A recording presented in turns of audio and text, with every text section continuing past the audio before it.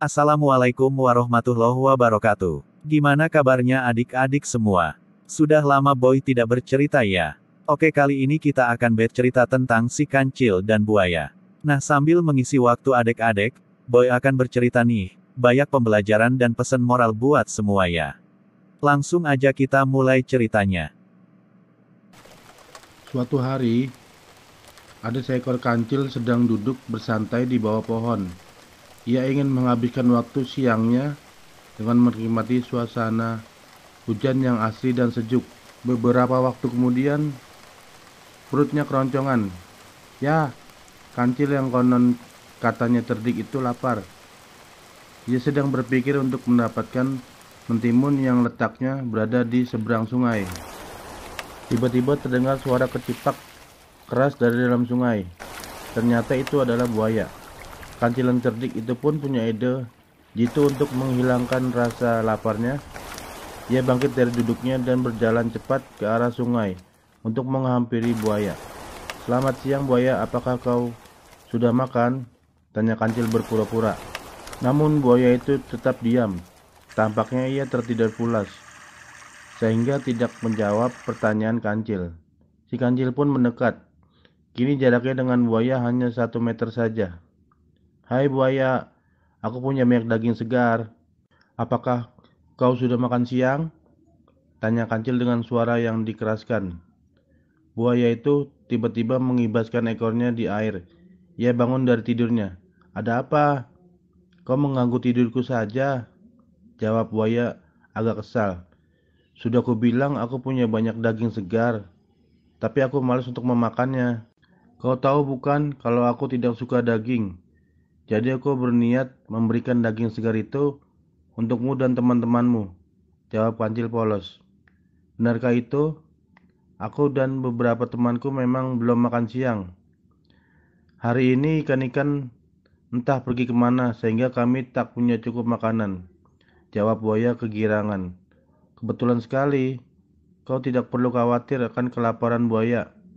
Selama kau punya teman yang baik sepertiku, benarkah?" "Hehehe," ujar kancil sembari memperlihatkan deretan gigi runcingnya. "Terima kasih kancil. Ternyata hatimu begitu mulia. Sangat berbeda dengan apa yang dikatakan oleh teman-teman di luar sana. Mereka bilang kalau kau licik dan suka memanfaatkan keluguan temanmu untuk memenuhi segala ambisimu," jawab buaya yang polos tanpa ragu-ragu. Mendengar itu, kancil sebenarnya agak kesal. Namun ia harus tetap terlihat baik demi mendapatkan mentimun yang banyak di seberang sungai. "Aku tidak mungkin sejahat itu. Biarlah. Mereka hanya belum mengenalku saja. Sebab selama ini sikapku terlalu cuek dan tidak peduli dengan omong kosong seperti itu. Sekarang panggillah teman-temanmu," ujar kancil. Buaya itu pun tersenyum lega. Akhirnya ada jatah makanan siang hari ini. "Teman-teman, keluarlah. Kita punya jatah makanan siang daging segar yang sangat menggoda. Kalian sangat lapar bukan?" Pekik buaya dengan suara yang sengaja dikeraskan agar teman-temannya cepat keluar. Tak lama kemudian, 8 ekor buaya yang lain pun keluar secara bersamaan. Melihat kedatangan buaya itu, kancil berkata, "Ayo berbaris yang rapi. Aku punya banyak daging segar untuk kalian." Mendengar itu, 9 ekor buaya itu pun berbaris rapi di sungai. "Baiklah, aku akan menghitung jumlah kalian, agar daging yang aku bagikan bisa merata dan adil," tipu kancil. Kancil pun lompat-loncat girang melewati 9 ekor buaya sembari berkata, "1, 2, 3, 4, 5, 6, 7, 8, dan 9. Hingga akhirnya ia sampai di seberang sungai.